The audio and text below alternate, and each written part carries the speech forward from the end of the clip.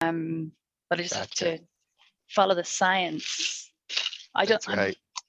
I think Europe should be mostly vaccinated by the end of the summer. Gotcha. We'll have to wait and see. Yeah, we'll have to wait and see. Well, thanks everybody for coming. Last meeting we talked with Phil. So hi Phil, thanks for coming back. Appreciate you coming back. And we worked through one of the milestones a little bit, but we actually spent a bit of a time on what is the North Star. And I have a couple of options for this call. One is I actually have some thoughts, and I don't see Sasha here. Is Sasha here yet? I wonder if he's coming. But one of the things that he had asked about was the North Star for commercial enablement, and what, if we can understand what I call the from what to what. So what's the current state of enablement, and then what's the future state vision, and how do we close that gap? Because the playbook helps us do that. So that's one thing. And then Phil, you had, I don't know if you had a chance to do it, but we had talked about maybe you looking at all the milestones and maybe giving us a rundown on where you are with what you think you've accomplished, or where your journey is, and we snap into you with regard to your journey. And that would require you to kind of give us an overview of what you saw in the overall roadmap here, this playbook approach. Yeah. So I did a little bit of homework, but not a lot of homework, because it's been a week, right? Okay. But what I did, Brian, is I walked through 1, 2, 3, 4, 5, 6 in each one of the steps, and I just kind of started highlighting. I feel yellow about this. I feel green about this, to kind of pulse check the progress in those specific areas. So that way I can kind of get to this slide and say, okay, cool. Overall, number one, is it mostly green or mostly yellow or mostly pink? Awesome. How am I feeling about that? Okay. Yeah. Well, do you have your notes on your side? Do you want me to show here and you can talk us through, or do you want to share your screen, or I don't know how you did it. Yeah, you could show there. We can kind of talk through. I think that works. You can kind of speak to it. Well, what I'll do then, maybe to help with that, is let me go through the 5 milestones, kind of click, click, click, and do a high level 30-second overview so everybody knows what the scope is of this first pillar of engage. And then we'll come back and then you can kind of drive us around in each of these. But let me outline kind of 1 to 5 so we have a baseline. Does that sound like a good plan for everybody? Because I don't think everybody on the call has seen all of these 5 milestones. So would that be helpful for everybody? Yep, I'm good. And then also the architecture of this is we've got the 3 across here, right? 3, and then you've got 5, and then each of these have 7. So I'll just briefly go over these, but it is a lot of content. So, and then Phil can come back and we'll take a look at where he's at, red, green, yellow. Okay, so the first milestone was this clarify mission and outcomes. We did this a couple of weeks ago. Create and role play the vision. This assumes that we have done some sort of analysis and we understand the current state of the sales team, and that we are on a path, again, of understanding that sales enablement is a function. We're trying to elevate the function. We're trying to create services. We're trying to create a business within a business. We're trying to support multiple sales forces within the organization. And we're trying to carve out a functional view. So, and to do that, we've done the analysis. We understand how the sales team's organized. We understand who our salespeople are internally that we're supporting, and sales teams, and all the variables like corporate initiatives, corporate objectives, where we are in the rhythm of our business, things like that. So then we say, okay, well, let's get sales enablement cooking, create the role play the vision, this is a great place to do that here in the think tanks and also on Orchestrate Sales.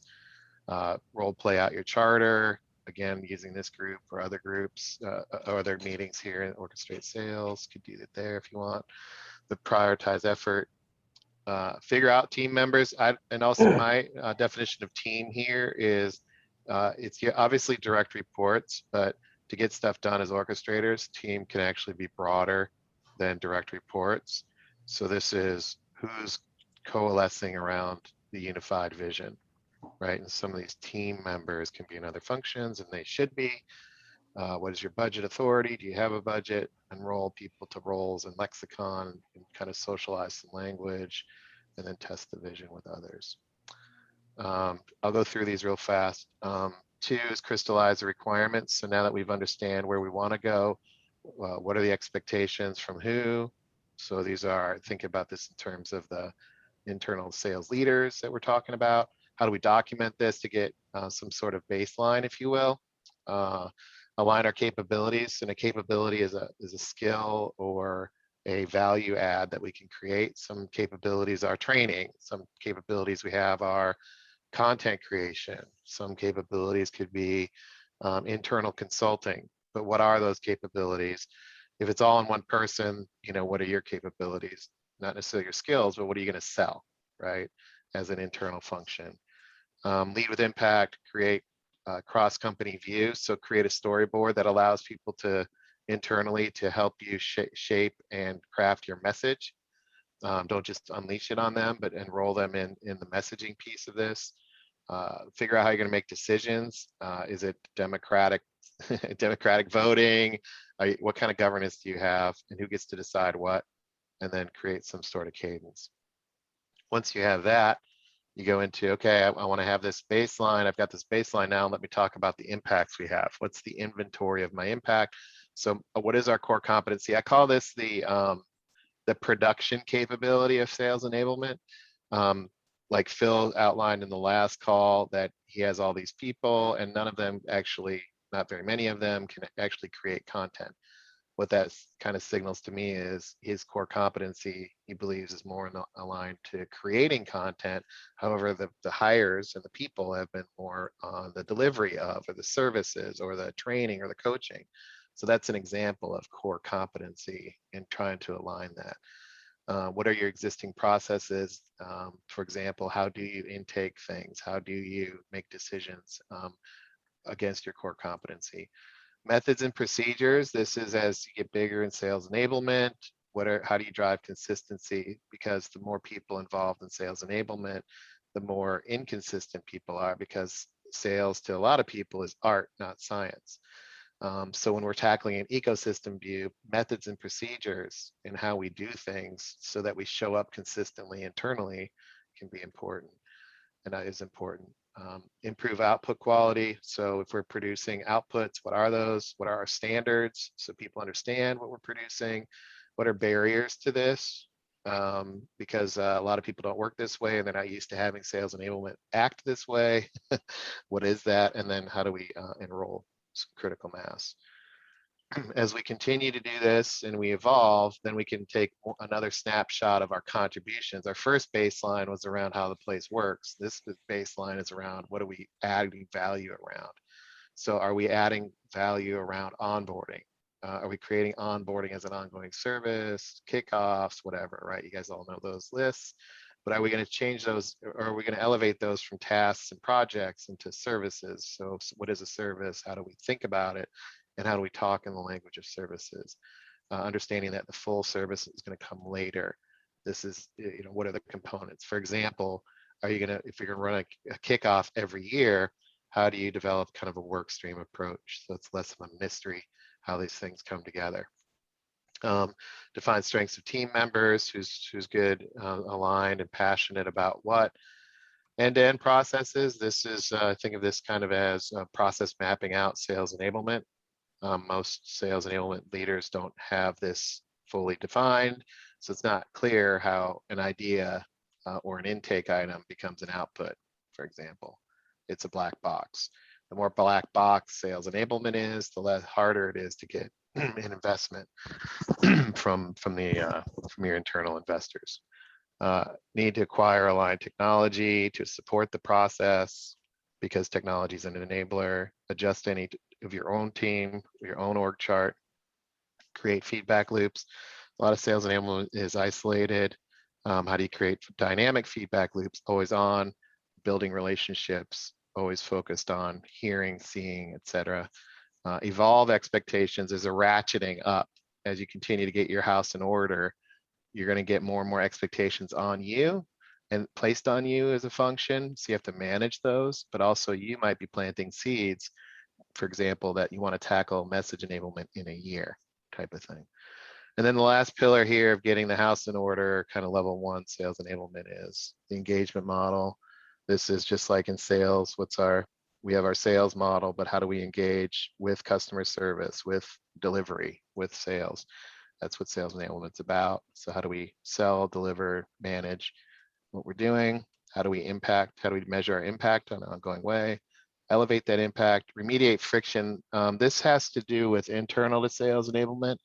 A lot of sales enablers can be hardwired to think about sales enablement in a silo. Perhaps I'm the trainer, I'm the training person. But when you think about sales enablement as a business within a business and you're developing processes and procedures, they have to put the team and the function first before their own art form. And so when you put the team first and put the function in front of your art, because it hasn't been defined before, that can create a lot of friction. Drive teaming. This is the idea of working together instead of isolating.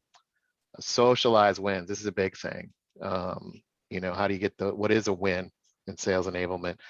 Right now, we're in a bit of a trap where sales enablement equals we got done and we got it scaled to everybody. That's the only win we can have, is if we scale it to everybody and it's this big, huge fanfare.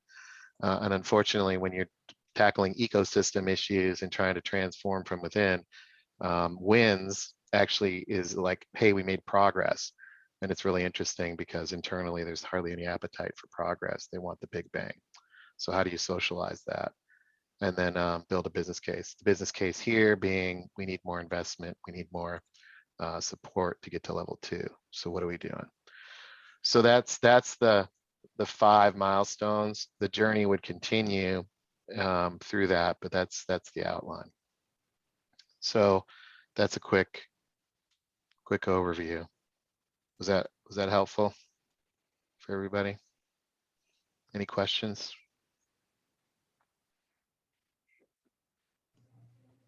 I just have one thought, Brian, and it's kind of dovetailing off our conversation earlier. Where what we're doing. Did you hear me in the dryer? Yeah. So Mark, if you you and I were on a call earlier, do you want to share a little bit of context around that? Because not everybody was there. So we were talking about, again, that, and I come from this doer, activity driven, respond, react to initiatives or help, coming from the training side of things. And in every conversation that we've had, my kind of mindset is always trying to get to what's the point, what's the end, what's the outcome, what's this look like, how do we manifest this, right? What's the product? Where in the end, what it took me several conversations with Brian to finally say that what we're really doing, right, is what we're fixing, if anything, is the ecosystem. So in terms of, Phil's, I don't want to say dilemma, but where he is and where he wants to go, how does Phil become this influencer among the individuals that he's going to work with in various departments? And I'm thinking what we're doing here with this outline is trying to kind of, so when you're done with this, when we're done with this process, if we ever are, right? Because I'm sure it's iterative, you can influence people's behavior or actions or thoughts, what are they going to be doing differently as a result of being influenced and having an orchestrate mindset instead of just going and doing things and reacting to things, and it's almost, in a sense for me, so we're saying here's the roadmap to do that. Here's the journey to get there, right? So how does Phil begin to influence this ecosystem? and we don't know yet what we want them to be able to do, but we know that we want to influence them to change the way that they approach enablement. Yeah, that's we had a deeper conversation too, as well as how do you introduce somebody to orchestrate sales and how do you differentiate that from what they're doing now. We talk about again, hey, what's your role and what's your vision and what are you doing and what are you happy doing and what do you find yourself? What's that? Oh, and then we start talking about, how we're connecting the dots, and then we talk about our tenets and our beliefs, and this is what orchestrators believe. So how do we transact our beliefs into, different colleagues within the departments and begin to, make that happen? Yeah. I don't know. So Phil, when you looked at this and looked at the roadmap view, and you kind of did your I guess baseline, right? So this is a reference model. Our approach with this is to outline an approach that's been used in 3 or 4 places. What Mark's talking about is, as you're noodling this through, what are you seeing, and then how are you bringing other people into this discussion, if at all, or is this more of a on your own strategic exercise right now? And then why don't you just kind of jump in and share what's on your mind after the walkthrough and what Mark said, and I'd love to Sure. see your and I can mark these things up if you want on my side, and we can spit it back out at you at the end of this. Yeah, that's fine. I've been, I think the biggest thing here that is really kind of you have to really understand and own is the fact that it's not linear, and there's a lot of different work streams that are happening at the same time with all of these different milestones in your pillars. To be honest with you, at least in my situation, right? So, and that's the flying the air, the plane in the air, right? There, that everyone's heard, but I feel like oftentimes we're flying the plane in the air and building it, and we don't know where we're going, right? So it's not just building it, but it's also like, determining direction and helping guide others. So Mark, as you were kind of talking through that, a lot of that resonates with me because in my situation, I'm finding myself being the most structured up individual in the room with all of these cross-functional teams that I'm actually dependent upon, right? So by structuring up my engagement model and my operating model, I'm actually forcing the hand of others to do so as well. And I think that's a lot of what we need to encounter, and I think that's a lot of reality. Is This is our playbook, this is what we do, and we say, okay, well, when do you get me what I need in order to do what I need to do, right? And Right. they don't, oh, somewhere around here is when we get that to you. Okay. And if this slides, I think about we have a new product introduction process, right? So as the development slides, guess what does not slide? Obviously, the intervals for delivery prior to GA, which is general availability launch, right?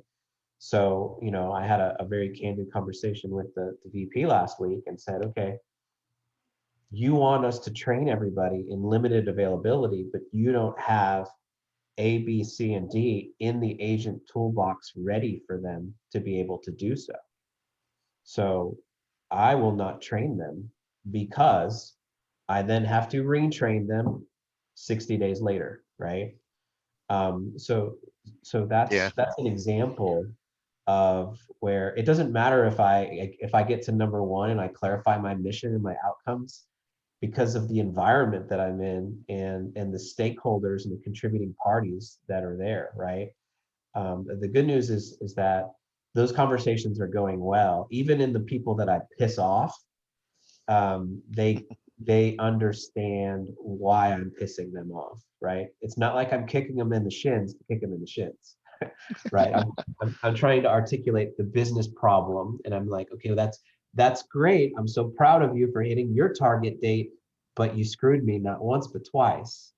And when I get screwed, I have 250 sales agents that come back to me asking when something's going to be fixed. that you are responsible for. You don't have that engagement, and that's the challenge. That's when I believe we get pulled into being firefighters, right, and first responders. And that takes me over to kind of where I'm really having some challenges right now is on baseline contributions with my team. It's an inherited team. It is a team that has various levels of experience and talent, but they all came from the business, which means, they know what needs to be done, and they can't separate themselves from into being an enablement professional versus being a subject matter expert, right? So that's where I'm really having the critical challenges right now. It's not in the executive stakeholders and the cross-functional stakeholders and teaming, because those conversations are going well. It's in getting the team to snap to the engagement model, right? The operating model. Can I ask a question? Of course. Did you so we talk about charter at some point, and also Tamara Schenk is a big fan of creating a charter first before doing a lot of changes. Did you do some kind of exercise like this, and did you also include your team into that, which might sharpen their idea of where they go in the future? Yeah. So do we have a charter? No. I speak to it like it exists, right? And it's really because we're prototyping it in real life, in real time, before it can you have it in your mind. You're pretty clear about this, and you're very organized about this, which I like. Yes. And the team has the playbook per se, right? Others don't have the playbook because we're writing it. So as we were kind of putting it together, the conversation was, okay, Mark, this is your role. This is what this means in your role. Here's the A to Z index. Here's what you own. Here's what you support or you are informed on. And here's what you don't do. And then Mark says things like, well, I've always done that. Why do I not do that? Well, because putting in tickets for a tool that you don't own or support or administrate or program is not your role. It does not drive the function of enablement, right? They have a help desk, they have an IT portal. Let them fix their own damn problems, right? If you're doing everything that a manager is doing, if you're responsible for coaching their agent and they have 2 years tenure, what the hell is a manager doing, right? So that's like the uncomfortable internal conversations that I'm having with these guys and trying to define their role scope and how they drive enablement. But we're not even 60 days in, right? I mean, that's I've seen over and over again this because, and I really keen off your comments being the most structured person, and I've had that as well a lot. And so you end up it's not only are you structured at kind of your team level, you mentioned your peers and the executives, so you're kind of structured 3 levels deep. And then you're also thinking about like the role of the function in the broader ecosystem and the value you want to be creating in the future state versus where you are now. Just that view, nobody else has. And so they're coming at it their usual way. And that's the hard part, especially with the individuals on the team. And I have the progression, right? You go from I'm an individual contributor, it's my role, it's what I'm comfortable with, it's what I've always done. It's always about me. And then it's at some point it snaps into we are in enablement. This is the way we work, and this is what we do here, and here's my role in helping that team be successful. And that pivot is like the Grand Canyon in enablement, because enablement is a lot of individuals who have not had any structure that have built their careers on saying things the right way. Not necessarily doing things the right way, but saying the right things got them to the point where they can get these positions. Now it's like you want to do things this certain way, which is about building out a function in a business within a business, and it doesn't compute. It's literally they have no idea what they don't know. Literally. So it's going from lot of the broken things to a more systematic model to drive value for the sales organization, right? And that's the tricky bit, is from stopping to fix fires on individual contributor level to making it a functioning sales enablement department, which solves the major issues for the sales organization in a systematic way. Mhm.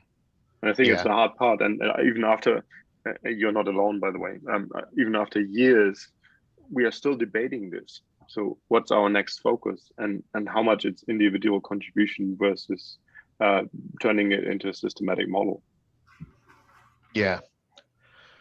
Yeah, and you know, another thing to kind of complicate it as well is, you know, there are things that. So just to be candid, I wasn't exactly onboarded myself with my leader, right, and saying, hey, this is the role, and this is how these are the expectations of how we support the product team's mission of launching products and the sales team mission of selling products, right? So literally last week, I just found out I'm supposed to be supporting training in limited availability, which is essentially, you know, pilot capacity. And I'm like, well, how the hell am I going to train it? We don't have any freaking processes. We don't have, you know what I mean? You want me to train something and say, okay, guys, here's what it is. Here's what it does. How much is it? Yeah. I don't know. That's when you're like, can somebody please do a demo for me? Yeah. I don't know. How much is it? I don't know. What's the process to quote it? I don't know. That's what enablement figures out. I don't know, you know. Just enable them. It's fine. Yeah, Just enable them. we've always done this. Okay, so we've always taken a dumpster fire to market, and that's a good idea.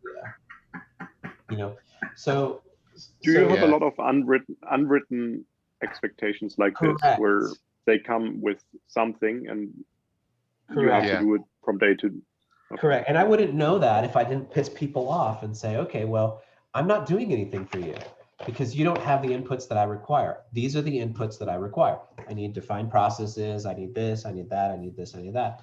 And, you know, okay, cool. When are you going to create the process for that? I don't create the process for that. It needs to come to me.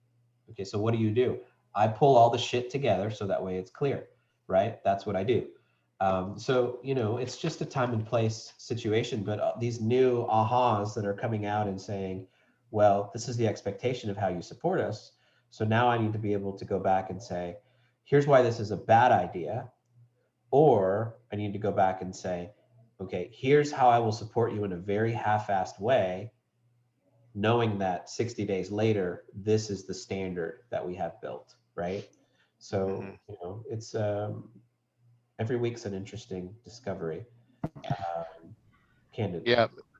And So, what Brian, if what- this is probably a very classic example, right, of, as Phil mentioned earlier, fixing the plane as you're flying. And you know, we've got all these elements and milestones that are, so from a standpoint of what's his, I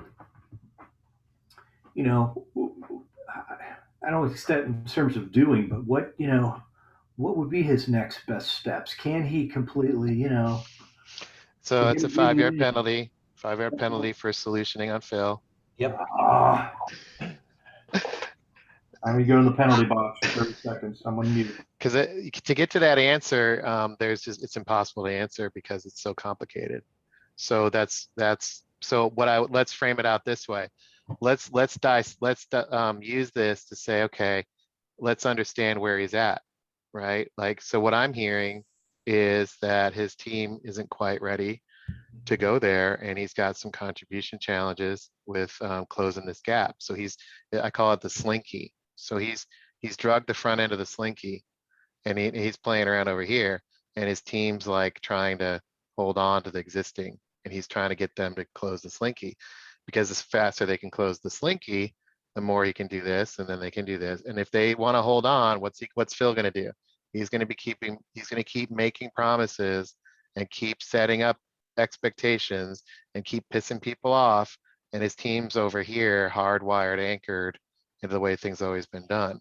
And at some point, the slinky snaps, or the host overcomes the transplant, and you end up back to status quo.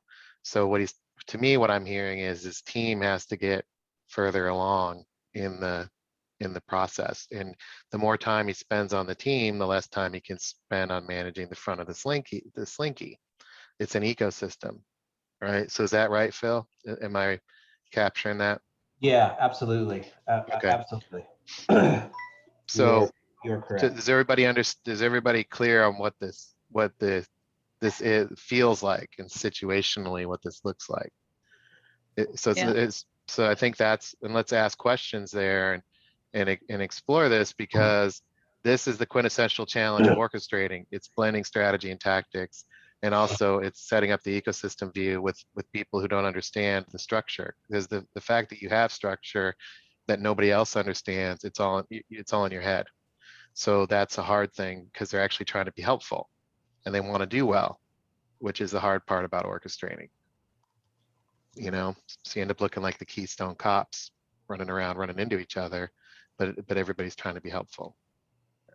And I'm not saying that's what happens, but that's what's happening. But yeah, it's realigning their value, right? Like they feel valuable doing these what we perceive as sort of low value tasks, right? And they're helping people, and that is important to them, right? And they get praised on it. And for them to be told, no, you don't do that anymore, they're afraid of upsetting their stakeholders, whoever they are, sales leaders or whatever. And it's a case of them, it's like selling to a customer, right? Seeing more value in the new thing than the perceived value in the status quo, right? And I guess that's just going to take time, right? And celebrating wins. And I think what will be really important, or we're not supposed to be giving answers, right? But I mean, getting feedback from these new processes, right, from senior sales leadership, because you basically have to condition them to understand that there is greater value, strategic value, right, in the newer way of doing it than the sort of quick hit they get from somebody saying, well done, thanks for raising a ticket or sorting my shit out. But that feels good. So you need to, it's almost like they're in a cult. You need to sort of unbrainwash them and then retrain them. But like you said, it's time. Yeah, that's drinking the Kool-Aid. That is, how do you get them unplugged and plugged back into, that's back out on the ice. Yeah, and I think what I spend a lot of time in this space of the from what to what. So they being the team, has their whole experience of their whole career, and then they run into Phil, right? So it's like, gear grinding, what the hell is going on?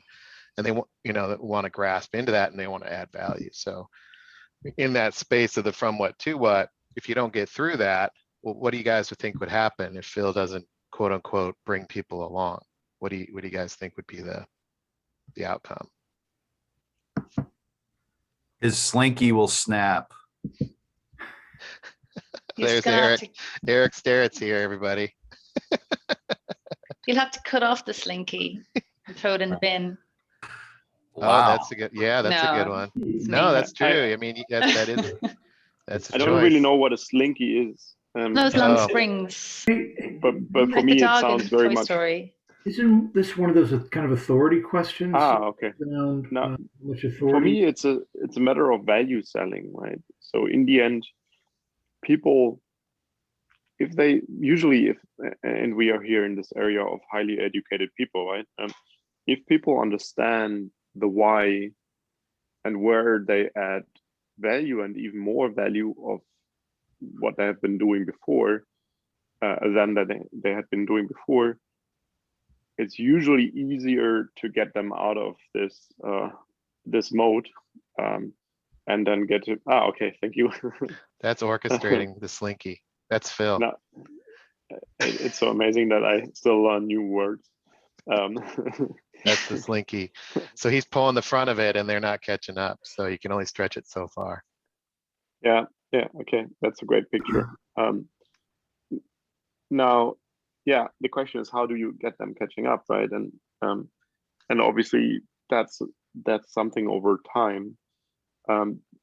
Have you identified already what are the most valuable things to do now? I know you are very young in the office, basically, in that role. But do you have a notion of what could be really the most valuable parts which bring you the best success at an early stage? Yeah, that's a good question. That's a good question. And I've already made a decision on what I believe the most valuable thing to do right now is to force prototyping right now. So what I'm doing is I'm literally, if Brian has a project and Brian wants to do it the way he's always done it, I am forcing Brian into a design session where I am the architect at that moment and having him help. I'm showing him what good looks like when it comes to design, and then I'm giving him direction to develop, and then I'm going back and saying, okay, I need a course outline by tomorrow.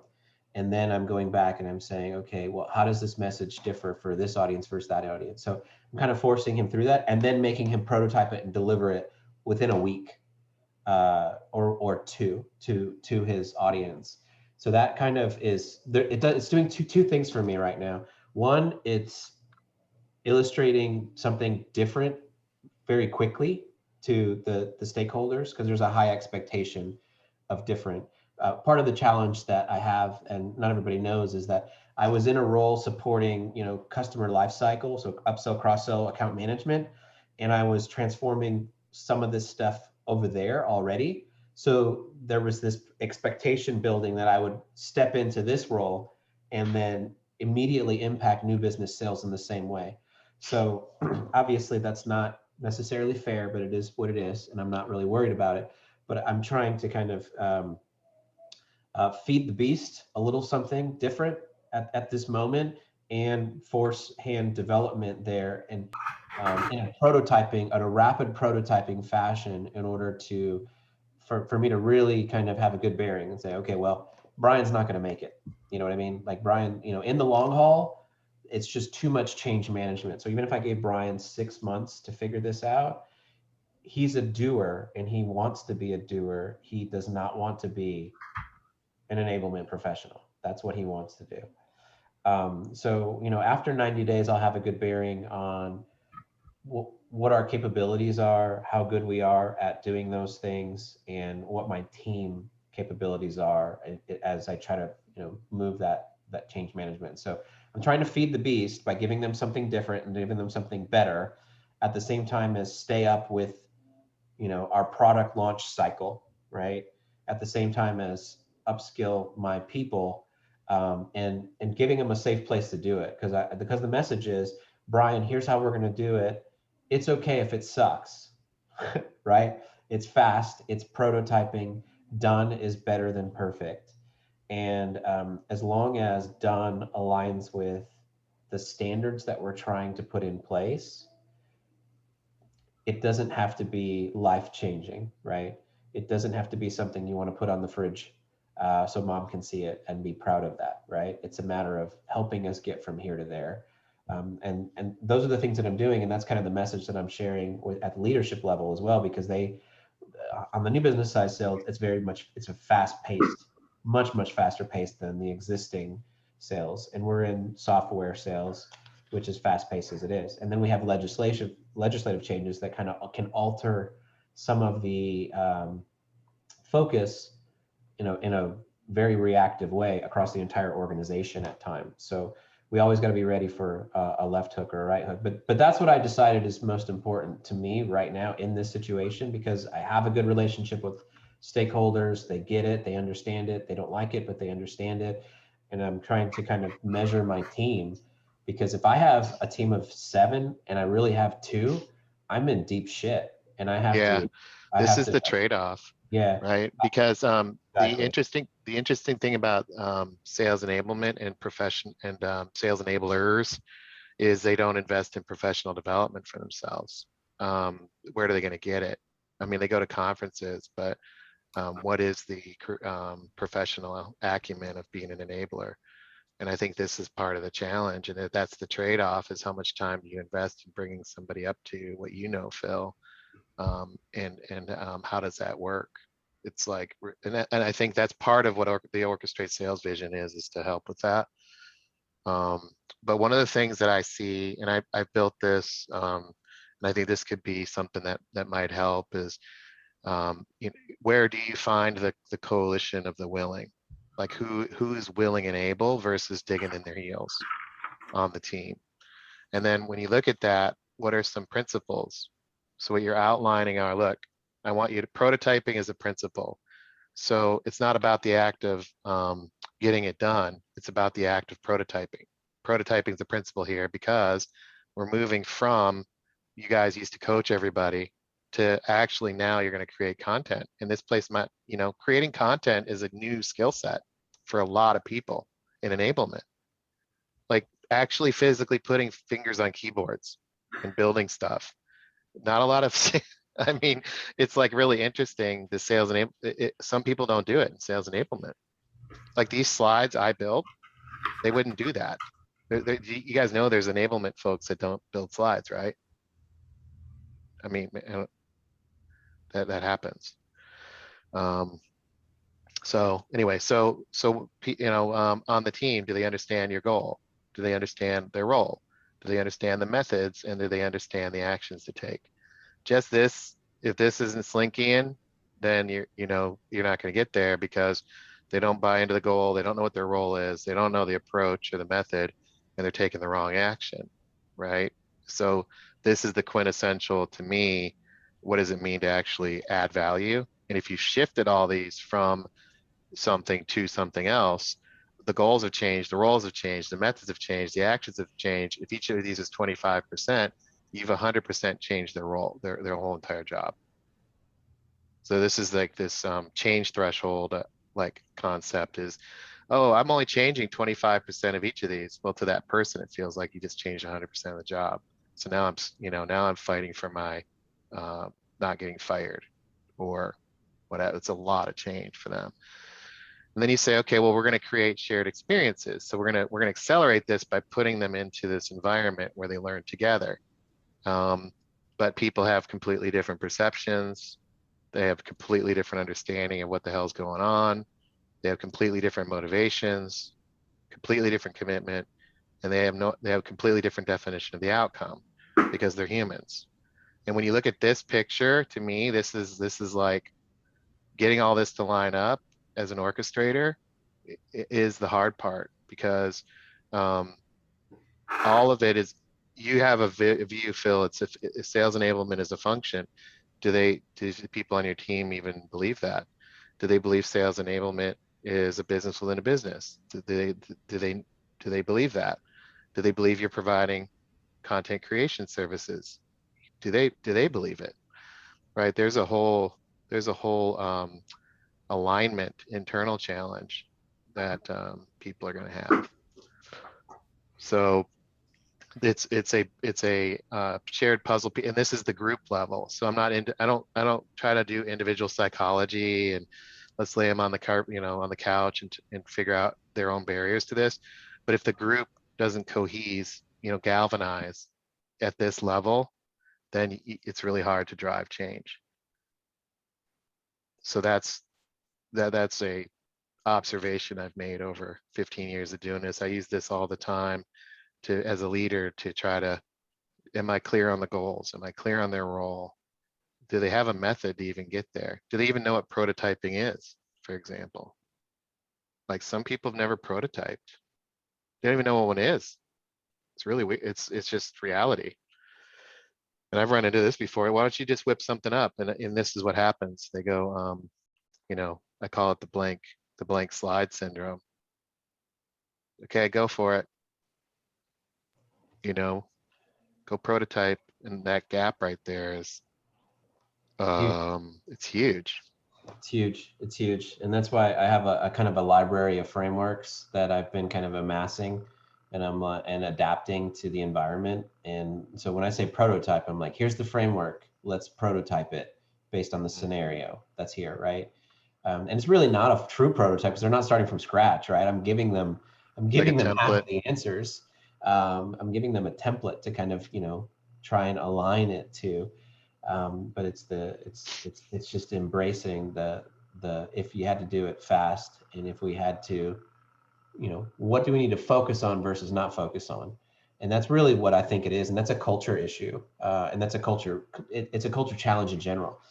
Because those of you that are not familiar with the tax landscape, which is not sexy by any means, it's not cool. It's extremely complicated because there are a million and one if this then that scenarios. And culturally, they tend to focus there, right? It's the one time at band camp kid, and they always want to tell that story instead of actually focus on the norm of what happens on a daily basis. So Yeah. they'll always use examples like, well, if you go to Subway and you buy a sandwich in Southern California, it's X amount of your sales tax. But if you ask for it toasted, that is now prepared food, which is a different tax rate. So now it's this. They always want to focus on the exception rules versus the norm rules. And by forcing them to kind of rapid prototype aligned to a framework, I'm forcing them to focus on the 80 and not the 20, right? And in our instance, it's more like the 95 versus the 5. Like it's just all of those little nuances. Yeah. So it's really interesting. Yeah, and this is our fix the plane while it's flying framework, 80-20 expectations. But you're in definitely in the space of what is our contribution and how do we elevate it and how do we change it. This is the challenge of orchestrating. Plus, not rotating around individuals, but trying to build a functional view of that. Like what's your value add in the broader ecosystem? And the value add is the sum of the parts, the sum of your people is greater than the whole. So a team is only as strong as its weakest link, yada yada, right? So that's a challenge that I see. What are you guys reacting to in our conversation here with these? Have you guys seen this type of challenge play out? Any observations or questions from your own perspective? What do you guys see?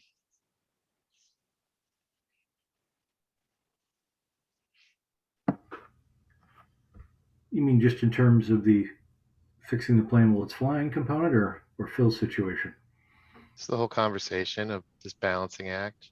Because where we picked up from was in the sales enablement framework, he was this idea of baseline contribution. So baseline number Go 4. slow is to go fast piece. I mean, quite frankly, just sticks out based upon, you can't do everything. We get the do word out of there, right? But you can't approach everything at the same time. So it's right. It's about having, I think again these conversations. Yeah, that's true. Giving directives, and I brought up the question earlier on about authority, where if you have people that are part of Phil's team or departments that he's working with and needs things from, and they're used to being responding to certain compensation factors and certain praise from certain managers and expectations. How does that, who does Phil approach on that to begin to change the thinking and influence those individuals so that his team is maybe a bit more malleable over time, if that makes sense, without trying to be a doer, but more of an influence approach to it. Yeah. Yeah, I like that. And where are they going to get that understanding from, if they don't get it through experience? Yeah, I mean, Phil, I hope they're compensating you well. I'm tired, man, just having to listen to all the work that he's got going. I'm like, my goodness, I feel bad for him already. I'm like, yeah. I mean, I'm not. I know. Not doing bad. I'm not doing good. Bad.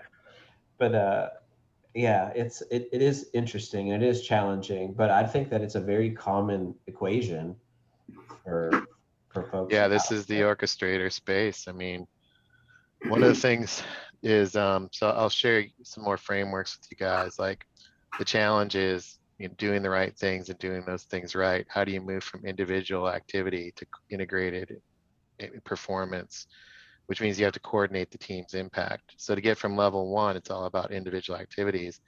Phil's trying to get to level 2. So he's trying to get over this hurdle, right? So he's going to jump it. He's over here. The executive team like wants this. So he's like, okay, guys, come on, get over the hurdle. And they're like, wah. No, just kidding. They're like, no, this is the way we've always done it, you know? And he's like, come on, Slinky, over, come on. And let's prototype. Maybe prototype will get him over, but then it'll be something else and something else and something else, right? And meanwhile, he's trying to jump the next hurdle because the executive team wants integrated performance.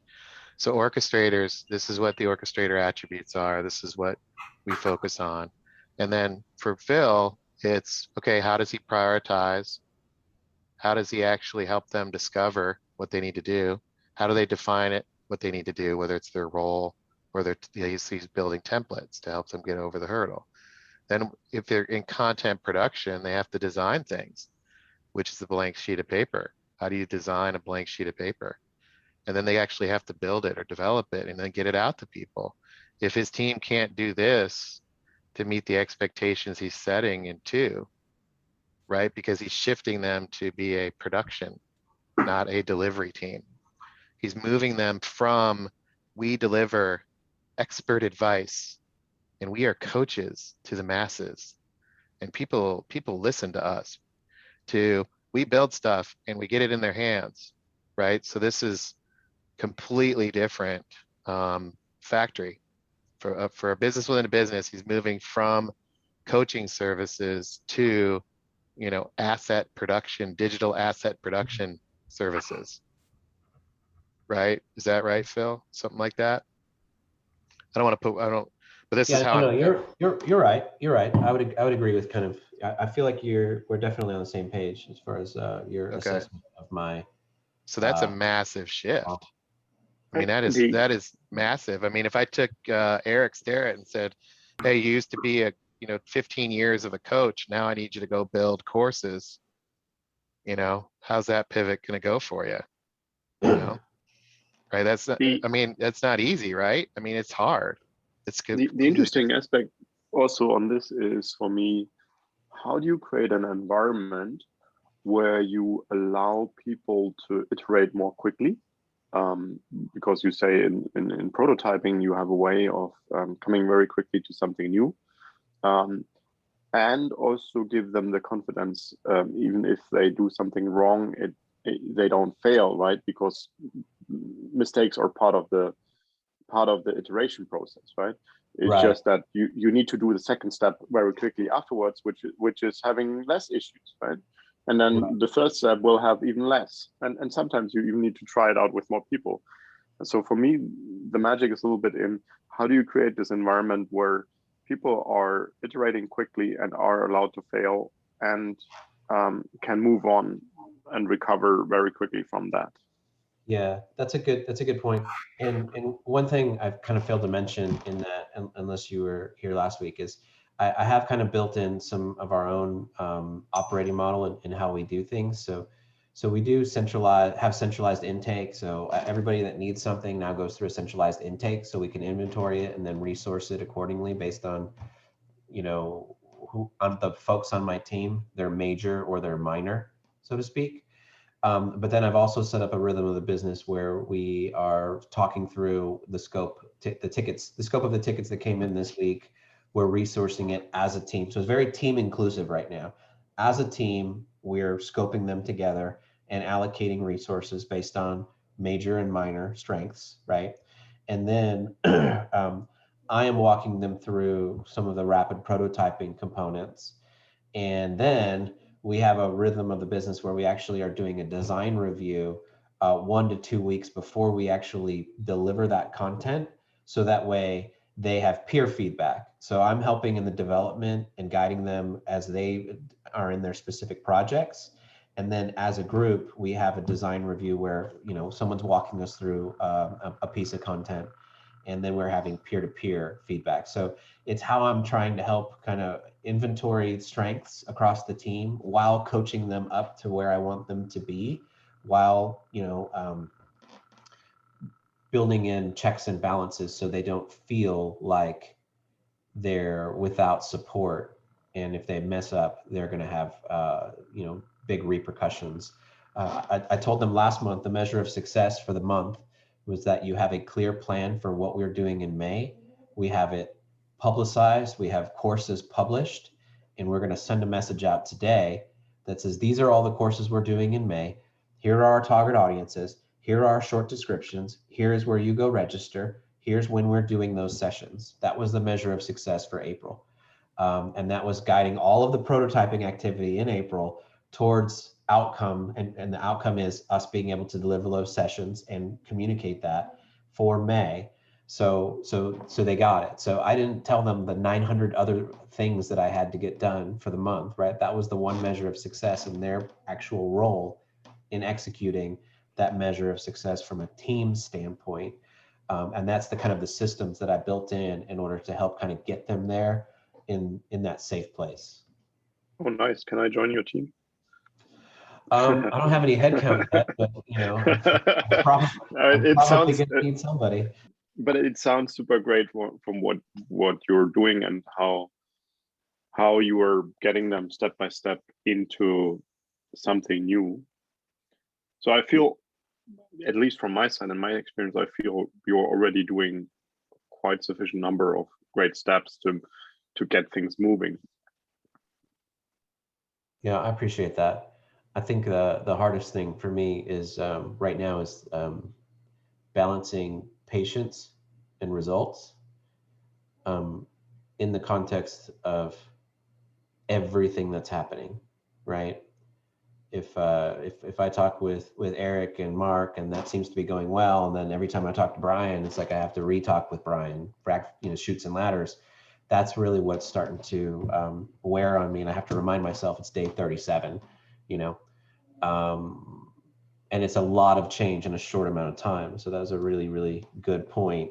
But I am having candid conversations. So and not difficult conversations as in, Brian, if you don't fix it, you're out of here. But candid conversations as in, Brian, this is where I want us to go.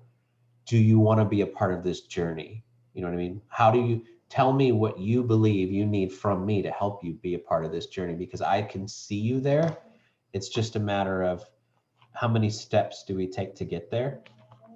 And it's just, I have a lot of transparency on my team. I try to be super transparent and give them a safe place to kind of talk about things, good, bad, or indifferent. And that's really important to me, because if Brian can't sit down and tell me specifically that he's overly intimidated and he definitely does not want to go in that direction, then I'm doing something wrong, and we don't have that trust built yet. Again, I had a lot of working relationships with my team before they were my team. So again, kind of consider I'm not, normally I wouldn't do that, 30 days in, because I'm just getting to know folks and whatnot, but there was some previous engagement and relationships at various levels of strength and whatnot ahead of time, right? But, I'm spending, 12 connects a week with Brian. It's a challenge in that particular area, and it's a very important area because that's the tip of the spear. That's the tip of the spear for our talent. That's the tip of the spear for our leads, right? So if I don't have the right person in the right place at the tip of the spear, then it doesn't matter how great we do downstream with the enterprise professionals and the mid-market professionals and all that kind of stuff, because at the very, very beginning, the quality of leads is low that's getting through, because we're not enabling that team in the right way with the right person, right? And the talent pipeline of the people that get promoted from sales development into sales executive is low because of that same reason. We're not actually developing those people. So it's, Yeah. it's So this is good. And I think this context is really helpful. And also, the discussion is rich because there's so many variables. So Phil, one of the things that I'd love to do is, so you double clicked into the baseline contributions. We talked about your team a lot.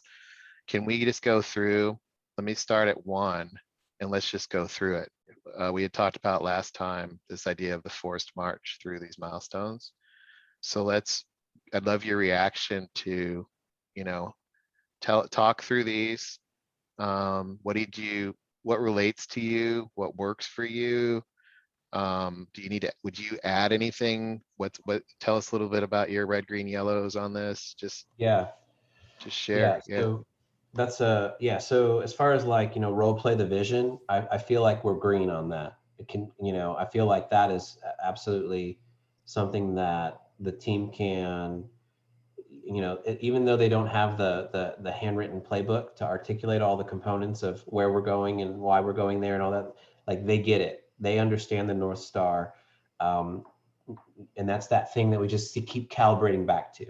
So when I say, well, remember, what are the outcomes? They're like, oh, okay, I got you, right? They're separating themselves from the tasks and they're starting to get more focused on, what they're going to do to drive outcomes. So I feel like that's a green for us. I've got yellow on the charter piece because it's getting written as it's getting rewritten, right? Like kind of situation. And we already talked about that a little bit. So I don't think we need to talk more about that. Right. Prioritizing the effort aligned to vision and scope. So I feel like that's a green, but in reality, it's probably a yellow. And the reason being is that I keep having these, I don't want to call them aha moments because it's not that I didn't get it. It's that it was never told to me, right? And some things that kind of start to modify what the vision might look like and what the scope of our team might look like based on the movement. So, Yeah, so as you're learning as you do more is getting revealed because you're Correct. learning. Yeah, it's Correct. a constant evolution. Yeah, that makes sense. Correct. So that one's probably goes back and forth between green and yellow depending on the day of the week, and the curveball of the week, if you will, right? Yellow, I mean, team members, I don't get to select the team members, right? The team members were inherited, not once, but twice. So I I had 5 people that were on my team in various capacities. Nobody's a builder. And then I was given 2 more people, also not builders, right? They're subject matter experts and sales engineers. So not necessarily what I would be asking for if I was asking for heads from my bench, but again, yeah, this is the quintessential orchestrating challenge is if you take 100%, you go 50-50 and you go company or organization and people 50-50. That's what everybody thinks would be great. But the more you orchestrate or try to build a function, business within a business, it's either the org or the people have to be 51%. So do you build an org around the people you have, or do you build an org and put the people in it? And the org to hit the vision and put the people in it. And most companies want sales enablement people, leaders, to build the function around the people they have. But if you ask an executive what's more beneficial to the company, it's to build the function and put the people in it.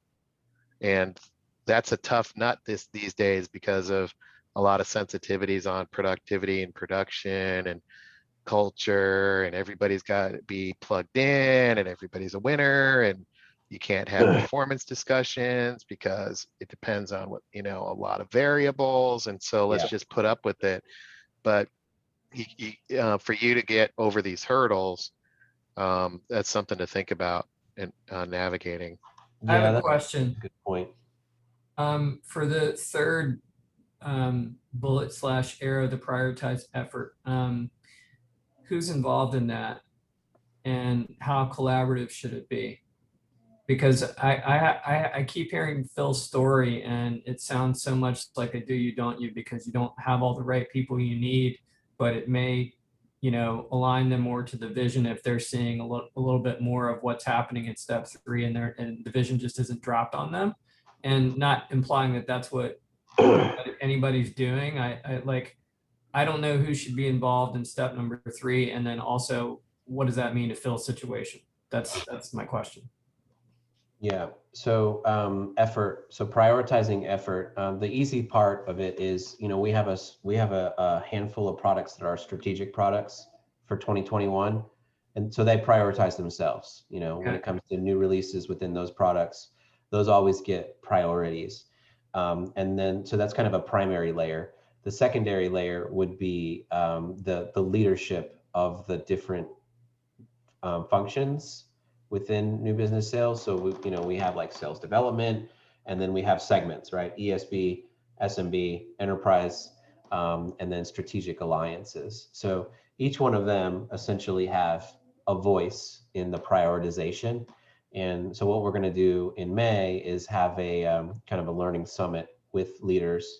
I've already done a lot of roundtables, show and tell. Hey, here's how we're going to change things. Here's why. What are your top priorities? And they were all over the books, right? Candidly, they did not align on anything other than the fact that they need more people selling, and they need to sell more strategic products, right? No surprise there, not at all. But I want, hopefully when we come back together in May as a group, instead of one-off conversations, they'll be able to give us some vision for Q3 on what they believe they need to develop their people. And then that'll help us in the prioritization of, talent development as opposed to product knowledge, right? Right now, they're just focused on product knowledge, really. And the belief is that everyone needs to be an expert at taxes and tax compliance to be successful. Not true. They just need to know what the hell it does and be confident in the messaging behind it to be able to promote it and defend it. But right now they are in very different pages with regard to their priority. So I said, okay, cool. Let's keep it simple. Strategic products, one, secondary, whatever they decide on reactively. And I guess really primary would be whatever my boss's boss says we need to do. And then secondary would be strategic products. And then tertiary would be whatever his direct line want to prioritize. Okay, so it sounds like you have a lot of clarity there. This isn't the problem area for you. And to answer my question using your words, who defines this is you and the senior executive, your investors, and the company's strategic direction. Correct. Okay. And I'm open to tweaking the language on left side, right side at all if we need to. Definitely open to that if this could be worded more clearly. What threw me off, Brian, was the include expected contributions of team members. So I was thinking like, well, does team come into this, and is this how Phil creates some alignment with his group of castaways? But he's got, you heard him on that, like where we've gone in circles, right? We've gone in circles on a lot of this stuff and talking about it. Like he was very succinct about that. Like that was the most direct thing that I've heard in our conversation. He was like, here it is, guys. I think that just the team part of it threw me off, but like that might not, other people might not have that problem. And it makes sense as a flow. Like once you know what you're trying to do, then you can see who you have and how that work is going to get done. And correct me if I'm wrong, maybe that's where we're kind of circling the bowl right now, or that's totally yellow. You can tell me, Phil. Yeah, no, it is. The team member component is yellow, right? And that's because there's various levels of success that's happening there. I see potential, but I had to make this pivot myself coming out of sales and sales leadership for well over a decade, moving into enablement. There's a transition period there, and you need to have an aha realization moment. The aha realization moment that I had those years back was that the reason I was so successful as a salesperson and as a sales leader of many is because I focused on enablement activities to close the gap in the training that my team was getting and the coaching that my team was getting, right? So I was like, okay, this is why I was good at that, because my brain thinks in this way, not necessarily because I'm aggressive and an asshole and whatever stereotypes you want to place on salespeople and sales leaders, right? Not necessarily for those reasons, it was for the other reasons. I don't know where, if I had a measuring stick for each team member, I don't know where they would fall in the, I want to be an enablement professional because versus I'm a doer because, right? I think I know. And they have, one thing I will absolutely give them credit is that there's a lot of knowledge there in the industry, in the ecosystem, there's a lot of knowledge there. So I would see some of them in roles as like operational analysts aligning with the business because they know the role so well, they know the ecosystem so well. Someone's right-hand man, so to speak, in whatever specific function they're in. So some of them, I believe, are going to make the pivot, others will not. And that's why it's really a yellow area right now, is because I don't know, it's various levels of buy-in in action, not necessarily in discussion and communication and interaction, but in what they do, not necessarily how we talk about the situation. Does that make sense? Yeah. So what's your next action? It sounds like you've done some assessment. It sounds like you've done some attempt to align them with step number 3, the prioritize effort, and align the vision and scope. I mean, my brain is going to, okay, well, this is what I can get done with this group, executive team that I did step 3 with. These people could be potentially upskilled to also do this, and this is maybe what the timeline looks like there, and then this is a big black hole. That's where my brain is going, but I don't know what you think about that, Phil, or what other people think about that based on what you just said. I agree. I agree. That's Yeah, and I think you can outline a bit of a business case too if you have that type of relationship where you're programmatic and structured is going to be helpful and actually rewarded. In other words, try not to focus on too much of the being overly structured for your peers and those underneath you. The structure really pays off with the executive. So if you're able to outline with your leadership team, look, I've done an assessment after X days. This is what I'm seeing for the talent of the team and where we're at. Here's what I can do in the short term, but long term, I've got this big black box, this black hole. It's going to be, I'm going to need to partner with HR at some point, or I may need to invest in the skills of these people. And so from an invest of the skills perspective, if I can do that and close the gap, fine. But I need, hey boss, a year from now, if we have this conversation again, I'm going to need your help with HR because we're going to have to make some moves. That type of discussion is totally within your realm, and the structure pays off because you can say, here's what I've done, here's what I did, here's how we invested. I told you a year ago, this is what I saw, this is what I can do with the existing folks, but this is in the bucket. The thing you're complaining about, boss, is in the bucket of stuff I couldn't do with the people I have, and here's how I've compensated it, with process or teaming or whatever. But to get to the next level, would you like me? Is it okay if I talk to HR now? Because these guys can maybe better as operational analysts, and I can backfill them. Yeah, I agree with all of those things, and I mean, again, candidly, we're really early in the game, right? So, but this is why it's not too early to think about this, though. I think this is no. When I say early, I mean in actionable. Like, I'm not ready to have Bill's not going to make it conversation. You know what I mean? Oh, right, totally. Unless Bill comes to me and says, "Hey, this is not going to work. This is not who I am." You know what I mean? And that's great. That's fine. But I don't know that they have the individuals that I think might be in that position. I don't know that they have the business acumen and maturity to be that vulnerable, right? With a leader. So, it'll take some time there, but this is why I was really intentional about building that intake process and being able to resource and allocate people to projects.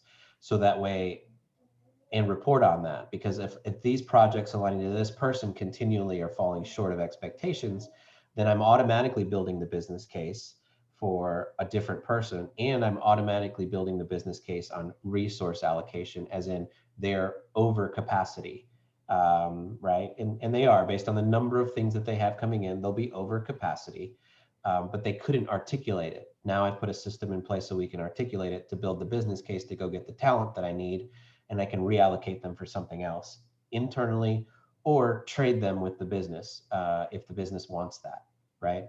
I did have a conversation with the leader and said, hey, this person is a fantastic doer. I need to know where you're at in your business level of maturity. Do you need more doers, or do you need an enablement professional? What do you need from my team in where you're at right now? And you don't have to answer right now. I just want you to think about it, because Bill might not want to take that journey, but he still may have tons of value for your organization. So maybe, you take him back and I take some headcount, budget. I don't know, right? We are Screw pretty you, good Phil. about I that. just want to analyze stuff. Leave me alone. I just want to analyze stuff. Cool. We got teams for that. I love it. We need your brain, just not on my team, right? Like that's it's okay. It's okay. And candidly, it's a really, really great corporate culture. And I see a lot of that stuff happening right now, where heads are moving because of strengths and stuff like that. So I'm hopeful that someone has some enablement hidden that they want to trade me. But I don't know if that's true. All right, I'm going to stop monopolizing time and ask one more question. I want to move through this. I'm really interested to see what you're doing, Phil, and moving through this. You mentioned at the beginning of our conversation that you saw some of these steps as fluid, and maybe even, I'm not trying to put words in your mouth, but maybe even recursive or something like that, where you might have to run back in some places. I'm wondering if the things that you're moving on to enroll the people and do the lexicon and test vision, and then the other ones are just going to stay at step 2 or step 3 or whatever else. I guess I'm asking, do we see this as a linear process, or can we do it with part and not all, or what? I think it depends on the portfolio that you're supporting, right? Right. So I mean, Yeah, I take this recipe analogy, like this is just a recipe, like these are ingredients. Phil's the chef, sometimes he needs a little extra line 4. So maybe he wants to drop and replace line 2 with something else, definitely not linear. And actually it is constantly revisiting this to me. Like this is just a way of thinking at some point to me. But I wanted to show it linearly because it maps to a maturity model view.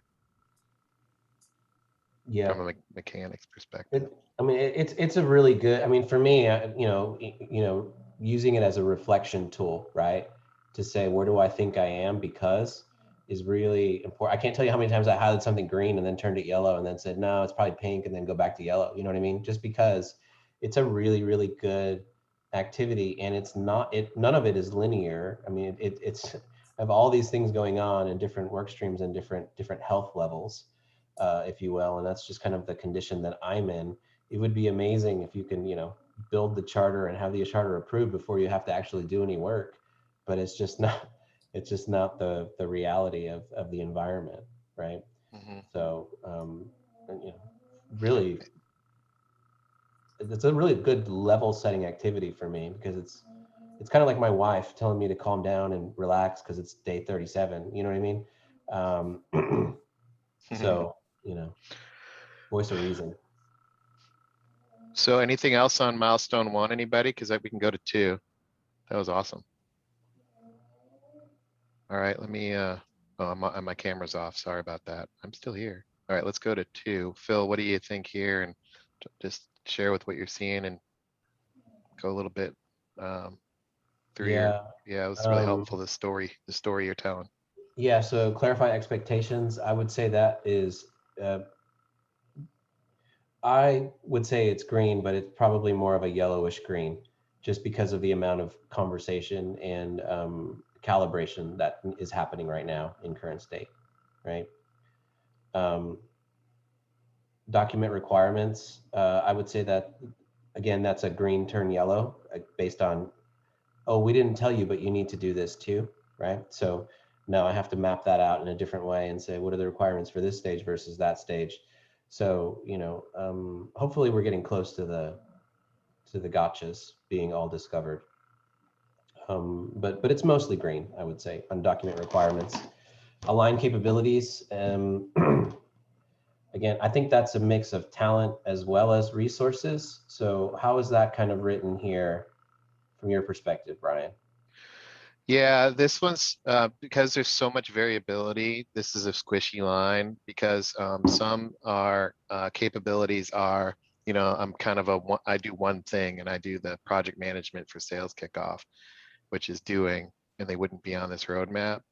But when you start rolling into, hey, we're level 1 and we're thinking through like you are, capabilities are the value add. So it's like the sum of the parts. So you're I don't want to call it cogs because people aren't cogs, but it's when you look at the gears and everybody working together, if you're producing outcomes and you're producing content, that's your capability.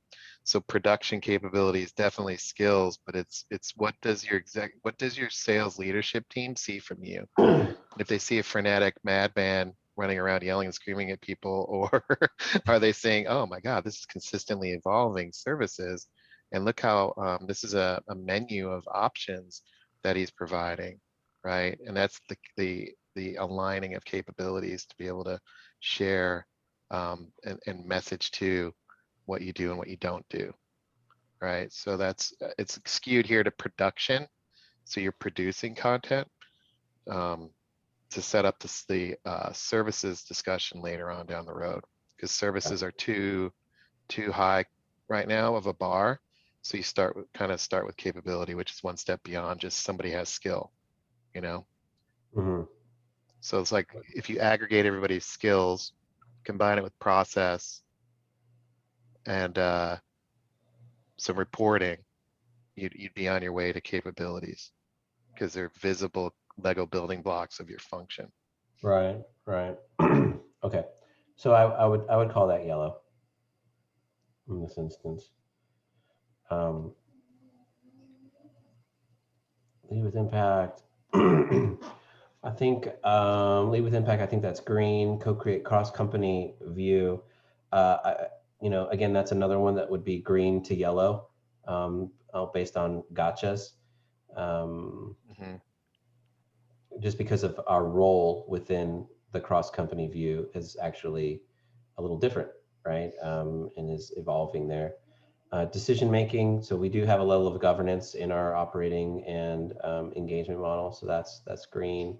And then cadence. I do have a rhythm of the business, and so you have standards and operate. So operationally, yes. Standards, I would say, is yellow, based on the scope that is wavering. Okay. Cool.